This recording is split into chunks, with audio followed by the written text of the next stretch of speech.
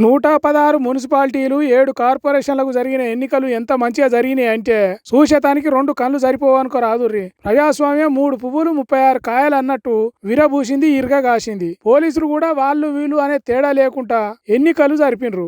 ఏంది ఎటకారం చేస్తున్నారు అని అనుకుంటున్నారా? మరి ఎక్కడెక్కడ ఎంతెంత మంచిగా జరిగినాయో ఎన్నికలు ఒకసారి మీరే చూడుండ్రి.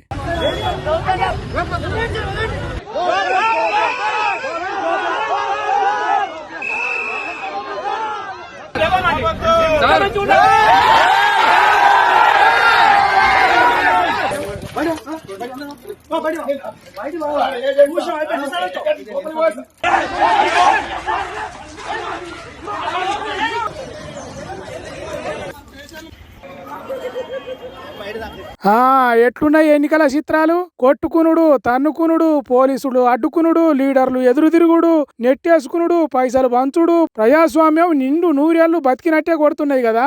మరి మున్సిపాలిటీ ఎన్నికల అమ్మాజాక పొద్దుగాల 7 గంటలకు పట్టణాలల్లో మొదలైన ఎన్నికలు గింత ముద్దుగా ముందటికి పోయినాయి. చూడుర్రి ఎంత పద్ధతిగా ఉన్నారో లీడర్లు.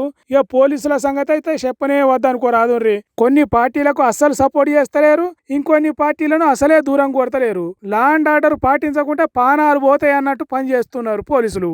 అధికార పార్టీకి సపోర్ట్ చేయలేదు, ప్రతిపక్ష పార్టీ వాళ్లకు పరిశాన్ చేయలేదు. కొంతమంది ఎమ్మెల్యేలు అయితే ఓటర్లకు పైసలు ఆశపెట్టి ఓట్లు వేయించుకునే పనులు అస్సలే చేయలేదు.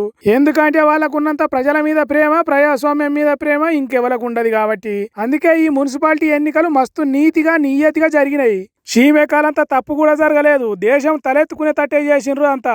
ఓట్లేయమని బెదిరియలేదు, పక్క పార్టీ వాళ్ళ మీదకి ఫైటింగ్ పోలేదు, నోట్లు పంచుతుంటే పోలీసులు నోరెళ్ళబెట్టి చూడలేదు. పోలీసులు ఎక్కువ చేస్తున్నారు అన్నట్టు జనం రోడ్లెక్కి ధర్నాలు చేయలేదు. కొందరు ఓటు లేని వాళ్ళతో ఓటేయించలేదు. మస్తు అంటే మస్తు జరిగినాయి ఎన్నికలు. ఇంత మంచిగా జరిగిన ఎన్నికల్లా పెద్ద పెద్ద లీడర్లు కూడా పోలింగ్ స్టేషన్లకు పోయి ఓట్లు వేసిండ్రు.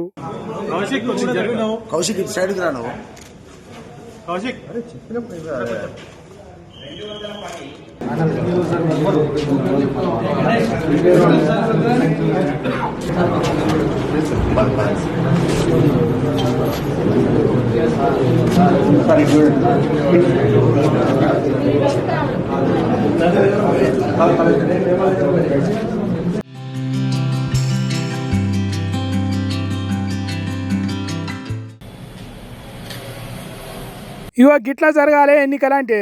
గిది అసలైన పద్ధతి. ఇది ప్రజాస్వామ్యాన్ని బతికిచ్చి జీవి గంజి పోసే తరీకా. షెబ్బాస్ అంటే షెబ్బాస్ అని మెచ్చుకుంటున్నారు ఈ ఎన్నికల తీరు చూసిన తెలంగాణ పట్నం జనాలు.